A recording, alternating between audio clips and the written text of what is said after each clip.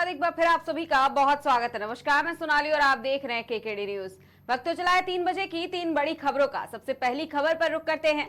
लोकसभा चुनाव के बाद पक्ष और विपक्ष दोनों को ही इस बात की चिंता थी कि किसको कौन सा पदभार संभालने को मिलेगा। उसके बाद सभी को ये चिंता सताने लगी कि आखिर स्पीकर कौन बनेगा, क्योंकि जिस भी पार्टी का स्पीकर बनेगा उसका पलड़ा ज्यादा भारी होगा। इसी क्रम में भाजपा सांसद भर्तृहरि मेहताब को 18वीं लोकसभा का प्रोटेम स्पीकर नियुक्त किया गया है, जिसके बाद इस नियुक्ति पर भी टिप्पणी होना शुरू हो गई है। इस मामले पर भी कांग्रेस नेता जयराम रमेश ने कहा है कि यह संसदीय परंपरा के खिलाफ है। परंपरा के अनुसार सबसे वरिष्ठ सांसद को प्रोटेम स्पीकर नियुक्त किया जाता है। वहीं 18वीं लोकसभा में कांग्रेस के कोड़ीकुन्नील सुरेश और वीरेंद्र कुमार भाजपा से दोनों ही अपना 8वां कार्यकाल पूरा कर रहे हैं। बता दें, वीरेंद्र कुमार अब मंत्री बन गए हैं, इसलिए उम्मीद थी कि के सुरेश को प्रोटेम स्पीकर नियुक्त किया जाएगा, लेकिन भाजपा के भर्तृहरि मेहताब को नियुक्त किया गया है। उन्होंने कहा कि वे यानी कि भाजपा बुलडोजर की राजनीति की मानसिकता से उबर नहीं पाए हैं।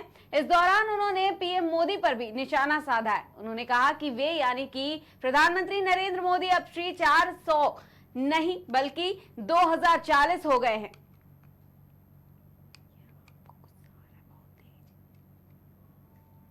परंपरा क्या है, ट्रेडिशन कन्वेंशन क्या कहता है कि सबसे वरिष्ठ सांसद को स्पीकर प्रोटेम नियुक्त किया जाता है। और ये स्पीकर प्रोटेम है क्या, 2 दिन के लिए है, शपथ ग्रहण समारोह के लिए है। 26 तारीख को तो नया स्पीकर का चुनाव होने वाला है, 24 और 25 को सारे सांसद शपथ लेंगे और उसकी अध्यक्षता स्पीकर प्रोटेम करेंगे। परंपरा के अनुसार सबसे वरिष्ठ सांसद नियुक्त किए जाते हैं। 18वीं लोकसभा में 2 ऐसे सांसद हैं जिनका 8 टर्म हो चुका होगा। एक तो कोड़ीकुन्नील सुरेश हैं कांग्रेस के, जो ये 8वां टर्म है, और दूसरा वीरेंद्र कुमार जी, जिनका भी 8वां टर्म है। वीरेंद्र कुमार जी मंत्री बन गए हैं, मंत्रिमंडल में वो सामाजिक न्याय और सशक्तिकरण मंत्रालय के मंत्री हैं, कैबिनेट मंत्री हैं, सम्मानित व्यक्ति हैं। और पिछले लोकसभा में पिछले स्पीकर प्रोटेम वही थे। 2019 में वीरेंद्र कुमार जी ही स्पीकर प्रोटेम थे और 2014 में कमलनाथ जी थे स्पीकर प्रोटेम कांग्रेस के। इस बार देखिए कोड़ीकुन्नील सुरेश का टर्न बनता है, उनकी बारी आती है। 8 टर्म है, 8वां टर्म है, पर उनको नहीं नियुक्त किया जाता है। और भर्तृहरि मेहताब को, जिसका 7वां टर्म है, 6 टर्म उनका बीजेडी का है और अभी 7वां टर्म बीजेपी का है, उनको नियुक्त किया जाता है। तो इसके मुझे समझ में नहीं आता है, पर मेरे मन में 2 विचार हैं। एक तो यह है कि ये टकराव की राजनीति है, ये बुलडोजर की राजनीति की मानसिकता से ये हटे नहीं है। पहले दिन से ही टक्कर लेना चाहते हैं, दिखाना चाहते हैं कि हम हुकूमत में हैं, हम चलाएंगे। हालांकि जनादेश प्रधानमंत्री के खिलाफ है, व्यक्तिगत उनकी हार हुई है, नैतिक हार हुई है, राजनीतिक हार हुई है। अभी वो श्री 400 नहीं है, वो श्री 240 है, 1/3 प्रधानमंत्री हैं। पर बुलडोजर की राजनीति है, बुलडोजर की मानसिकता है, तो जो मैं कहूंगा वही सही। तो 7वें टर्म के सांसद को स्पीकर प्रोटेम बना दिया है और जो 8वां टर्म है कोड़ीकुन्नील सुरेश जी की, उनको नजरअंदाज किया गया। एक और मुझे कारण मेरे मन में आता है, ये दलित विरोधी नरेंद्र मोदी हैं।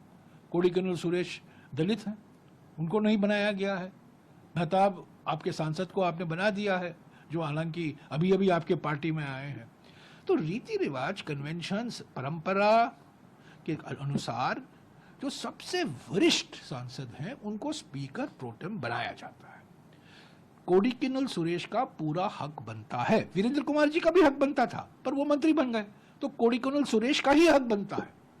पर क्योंकि वो दलित हैं, क्योंकि वो कांग्रेस पार्टी के हैं और ये इनकी मानसिकता अभी बुलडोजर की मानसिकता ही है, ये अभी तक ये पहचान नहीं पाए हैं कि जनता ने इनको ठुकराया है, जनता ने इनको नकारा है, इनको जनादेश नहीं दिया है।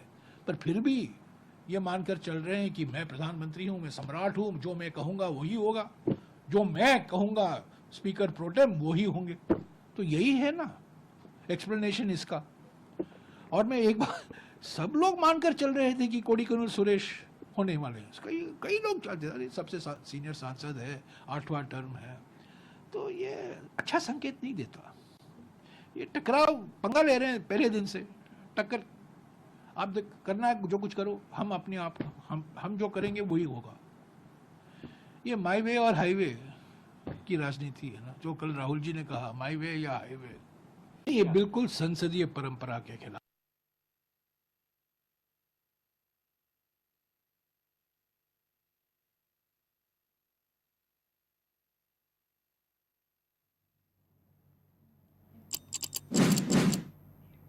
रुक करते हैं दूसरी जरूरी खबर पर। स्वस्थ रहना कितना जरूरी है ये पूरी दुनिया भली भांति जानती और समझती भी है, लेकिन इस भागदौड़ भरी जिंदगी में अपने सेहत का ख्याल रख पाना बेहद मुश्किल है, जिसकी वजह से कई सारी बीमारियां तेजी से अपना पैर पसारते हुए नजर आ रही हैं और तमाम लोगों को अपनी चपेट में भी ले रही हैं, जिसकी रोकथाम के लिए योग करना बेहद जरूरी है। बता दें, पूरा देश पिछले 10 सालों से आज के दिन योग दिवस मना रहा है और इसी क्रम में केंद्रीय गृह मंत्री अमित शाह ने अंतर्राष्ट्रीय योग दिवस के अवसर पर अहमदाबाद में योग किया है। इस दौरान केंद्रीय गृह मंत्री अमित शाह ने देश की जनता को योग करने और स्वस्थ रहने का भी संदेश दिया है। उन्होंने कहा कि दुनिया ने योग को स्वीकार किया है। आज 1 करोड़ से ज्यादा लोगों ने योग का अभ्यास किया है। इस दौरान गृह मंत्री अमित शाह ने देश के प्रधानमंत्री नरेंद्र मोदी का भी जिक्र किया। उन्होंने कहा कि योग का बड़ा मंच प्रदान करने में प्रधानमंत्री नरेंद्र मोदी बहुत बड़ी भूमिका निभाई है। बता दें, वसुधैव कुटुंबकम का सार योग में निहित है, ये भी कहा। इसी के साथ भारत ने योग को अंतर्राष्ट्रीय स्तर पर पहुंचाने और पहचान दिला करके योग के जरिए सांस्कृतिक एकता को बढ़ावा दिया है और इसकी शुरुआत 2014 में प्रधानमंत्री नरेंद्र मोदी ने संयुक्त राष्ट्र महासभा में प्रस्ताव रखने के साथ ही की थी, जिसके बाद से हर साल 21 जून को इंटरनेशनल योग दिवस मनाया जाता है। समग्र विश्व को, मानवता को काफी कुछ दिया है, परंतु मैं व्यक्तिगत रूप से मानता हूं कि भारत ने सबसे बड़ा अगर कोई उपकार किया है, उपहार दिया है, तो योग को विश्व को देने का काम किया है। मन, शरीर और आत्मा तीनों के बीच में एकात्मता लाने का इससे बड़ा कोई विज्ञान अभी तक जानकारी में नहीं आया है। और मैं मानता हूं कि मन के अंदर जो अगाध शक्तियां पड़ी हैं, वो शक्तियों के महासागर में गोता लगाने का योग ही माध्यम है। अपने मन के अंदर पड़ी हुई शक्तियों को आत्मा के साथ जोड़कर विश्व कल्याण के रास्ते पर ले जाने का योग से बड़ा कोई माध्यम नहीं हो सकता। आज के जमाने में प्रचलित कई सारे रोग का उपाय भी योग है और दवाइयों वगैरह का विश्व जो हमारे ऋषि मुनियों ने जिनकी कल्पना की थी, उसको धरातल पर लाने का भी एकमात्र रास्ता योग है।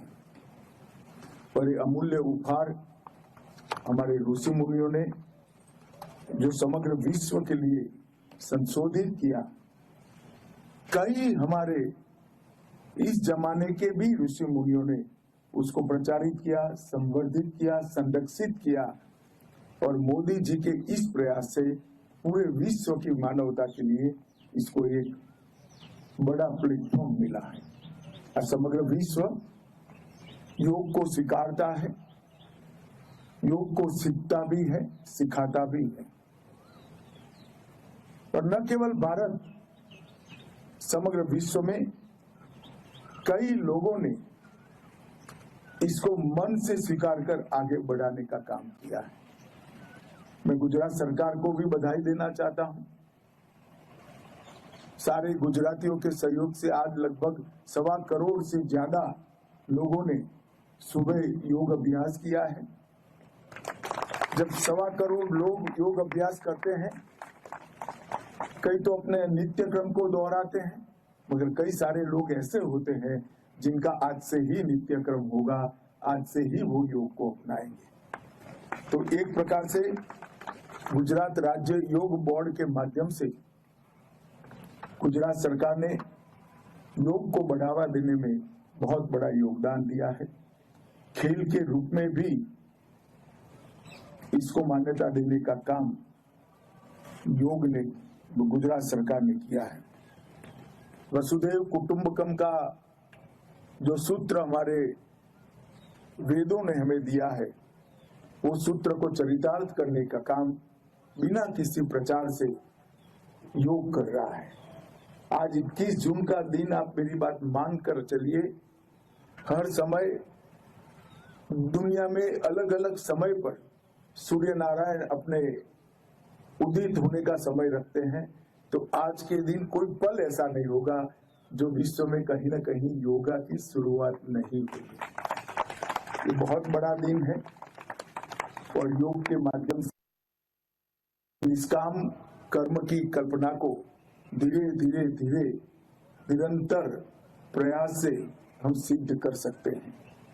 समग्र विश्व के कल्याण के जो हमारे मंत्र है, उसको जमीन पर उतारने के लिए भी निरंतर योग अभ्यास जरूरी है और व्यक्ति से समष्टि तक समग्र ब्रह्मांड के कल्याण की कल्पना ही पृथ्वी को बचा सकती है।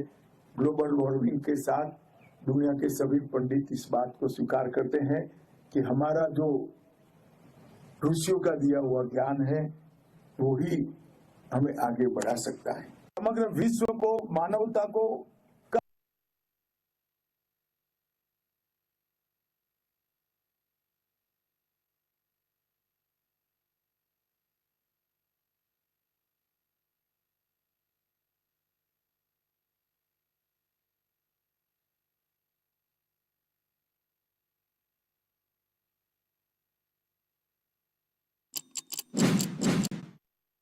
रुक करते हैं तीसरी जरूरी खबर पर। देश भर में आज अंतर्राष्ट्रीय योग दिवस बड़े ही धूमधाम से मनाया जा रहा है।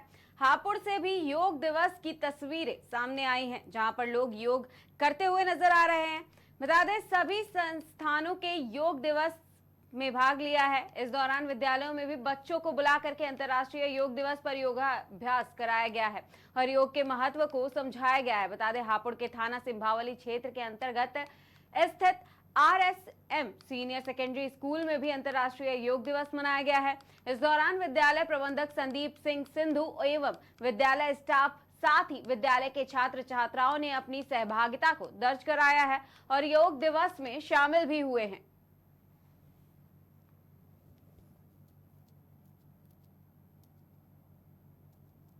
देश के हापुड़ में मौजूद हैं, जहां पर आज थाना सिंभावली क्षेत्र के अंतर्गत एक विद्यालय के अंदर कार्यक्रम किया जा रहा है।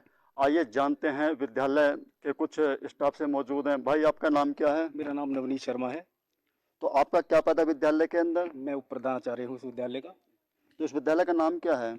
इस विद्यालय का नाम Ramveer Singh memorial senior secondary school Simbhavali है और इसके संस्थापक श्री महावीर सिंह सिंधु थे और प्रधानाचार्य श्रीमती ग्रीष्मा कपूर हैं। विद्यालय के निदेशक श्री संदीप कुमार सिंधु जी हैं। तो आज क्या कार्यक्रम है जो यहाँ पर ये इतने लोग इकट्ठे हुए हैं? आज हम सभी स्टाफ के सभी टीचर्स लोग और कुछ छात्र छात्राएं जो आसपास के रहने वाले थे, उनको सूचना दी गई थी आज अंतर्राष्ट्रीय योग दिवस मनाने के लिए हम यहाँ मौजूद हैं। और विद्यालय के तत्वाधान में और पूठ, जो गुरुकुल पूठ है, वहाँ के आचार्य जो योगाचार्य हैं, वो 3-4 लोग हमारे यहाँ आए हैं और उन्होंने हमको योग सिखाया है, हमसे योग कराया भी है और हमें बहुत कुछ उसके बारे में बताया कि योग करने से क्या क्या फ़ायदे होते हैं और इसके बारे में बहुत विस्तार से उन्होंने कराया भी है और हमको बताया भी है कि इसे निरोग रहने के लिए योग करना अत्यंत आवश्यक है। तो जैसे योग किया गया तो स्कूल के बच्चे भी आए हैं या नहीं बुला पाए? नहीं, स्कूल के कुछ बच्चे जो हमारे आसपास के रहने वाले हैं उनको हम सूचना दे पाए थे तो वो आए हैं, बाकी दूर के बच्चे नहीं आ पाए हैं। तो इस योग से आप दूसरे क्या संदेश देना चाहोगे? बस सभी लोगों को यही संदेश देना चाहते हैं कि जिस तरह से हमें, जैसा कि खुद महसूस हो रहा है आधा घंटा 1 घंटा योग करने के बाद कि हमें शरीर के अंदर कुछ स्फूर्ति लगी है, कुछ ताजगी लगी है, तो अगर हम नित्य इसको अपने कार्य में लें, अपनी कार्यशैली में लगाएं तो काफ़ी कुछ फ़ायदा हमको मिल सकता है, निरोग रहने में हमें ये मदद प्रदान कर सकता है। आपका नाम क्या है बेटे? My name is Nishu Sharma and I am the coordinator of RSM Senior Secondary School. First of all, I would like to wish Yoga Day to each and everyone. Wish a very happy Yoga Day. तो ये जो आज योगा दिवस था हमारा, इसके लिए आप अपने क्षेत्रवासियों को, देशवासियों को क्या संदेश देना चाहोगे? First of all, I want to tell you everyone that yoga is essential to each and every human being because yoga shows the path of the salvation. योग हमारे लिए बहुत ज़रूरी है, हर एक मानव प्राणी के लिए बहुत ज़रूरी है योग। क्यों? क्योंकि योग हमारे लिए मुक्ति का मार्ग प्रशस्त करता है। जस्ट लाइक जिस तरह से हमारे शरीर के लिए भोजन जरूरी है, उसी प्रकार yoga is the food of our spirit. योग हमारी आत्मा का भोजन है और योग इसेंशियल रूप से, अनिवार्य रूप से अत्यंत सूक्ष्म विज्ञान पर आधारित एक आध्यात्मिक अनुशासन है। जैसे कि हमें इसके नेम से ही पता चल रहा है, योग यानी कि जोड़ना। और योग जो शब्द है ये संस्कृत के मूल शब्द युज से बना है और युज का शाब्दिक अर्थ होता है जोड़ना। तो जो योग है ये हमारी शारीरिक, मानसिक और आध्यात्मिक प्रथाओं का एक योग है, जिससे हमें हमारी लाइफ में बहुत सारे बेनिफिट्स मिलते हैं। मैं सभी के लिए एक मैसेज देना चाहूँगी कि हमारी लाइफ बहुत हैक्टिक है, बहुत सारे हैक्टिक वर्क हमारी लाइफ में होते हैं। तो हमें बाकी वर्क्स को करने के साथ साथ हमें योग को भी टाइम देना बहुत ज़्यादा ज़रूरी है, क्योंकि जैसे कि मैं आपको पहले ही बता चुकी हूँ, जिस तरह हमारी बॉडी के लिए भोजन बहुत ज़्यादा ज़रूरी है जो हम डेली लाइफ में इनटेक करते हैं, जस्ट लाइक ये जो योग है ये हमारी आत्मा का भोजन है। सभी डेली थोड़ा थोड़ा टाइम निकाल करके योग को ज़रूर दें। जैसे कार्यक्रम किया गया योगा दिवस के अंदर, तो इसके अंदर विद्यालय के बच्चे भी शामिल किए गए थे आज? हाँ, जैसे कि पता है कि अभी जून चल रहा है और बच्चे अपने ननिहाल वगैरह गए हुए हैं, तो ज़्यादा से ज़्यादा बच्चों ने पार्टिसिपेट किया है, टीचर्स ने भी पार्टिसिपेट किया है योग में। तो आपको कैसा लगा आज ये योगा कर? हाँ, योग करके आज बहुत अच्छा लगा, क्योंकि योग से हमारी बॉडी में फ्लेक्सिबिलिटी आती है। बिकॉज हमारी जो बॉडी है जस्ट लाइक अ रबर, ये एक रबर की तरह है। अगर हम योग करेंगे तो योग से सब कुछ संभव है। जो बच्चे अपने घर हैं उनके भी संदेश देना चाहोगे योगा के लिए? हाँ, मैं सभी पेरेंट्स को, टीचर्स को भी और पेरेंट्स को भी ये मैसेज कन्वे करना चाहती हूँ, ये मैसेज देना चाहती हूँ कि जब पेरेंट्स योग करेंगे तो उससे बच्चे इन्फ्लुएंस होंगे, उससे बच्चे इंस्पायर होंगे। तो अगर हम बहुत ज़्यादा टाइम भी योग को नहीं दे सकते, लेकिन 20 मिनट्स हम एटलीस्ट दें, कुछ छोटे छोटे स्टेप्स हम फॉलो करें, छोटे छोटे स्टेप्स के थ्रू जब हम छोटे छोटे स्टेप्स फॉलो करेंगे तो उसकी वजह से हम योग कर पाएंगे। तो मेरा यही मैसेज है पेरेंट्स के लिए भी और टीचर्स के लिए भी कि योग जरूर करें, योग को अपनी लाइफ का एक इम्पोर्टेंट पार्ट बनाएं। मेरा नाम सानिया जफर है। तो बेटे आज इस विद्यालय में क्या कार्यक्रम किया गया है? आज अंतर्राष्ट्रीय योगा दिवस बनाया गया है आज हमारे स्कूल में। तो इस योगा दिवस से जो आज बनाया गया है, इससे आपको क्या सीख मिलती है? इससे मुझे ये सीख मिलती है कि योगा करने से हम काफ़ी ज़्यादा हेल्दी रहते हैं और हम काफ़ी बीमारियों से बच के रहते हैं और स्वास्थ्य भी हमारा ठीक रहता है। तो आप दूसरों को क्या संदेश देना चाहोगे इस योगा के लिए? मैं दूसरों को संदेश देना चाहूँगी कि थोड़ा टाइम अपना सुबह का योगा के लिए भी ज़रूर निकालें। बहुत बेनिफिशियल और बहुत हेल्दी है, अपनी लाइफस्टाइल हेल्दी हो जाएगा। तो आप इसी विद्यालय में पढ़ते हैं? जी, मैं इसी विद्यालय में पढ़ती हूँ। तो आपने देखा कि बच्ची ने बताया योगा से हमें क्या क्या फ़ायदे मिलते हैं। बच्चे काफ़ी मेहनत कर रहे हैं। यहाँ पर विद्यालय के और भी बच्चे हैं जिन्होंने हमें बताया है कि योगा से हमें ये लाभ मिलता है और शरीर की जो हमारी नसें हैं वो काफ़ी मांसपेशियाँ हैं वो काम करती हैं। जनपद हापुड़ से KKD न्यूज़ के लिए जिला प्रभारी चौधरी के सिंधु की खास रिपोर्ट। देश के हापुड़ में मौजूद हैं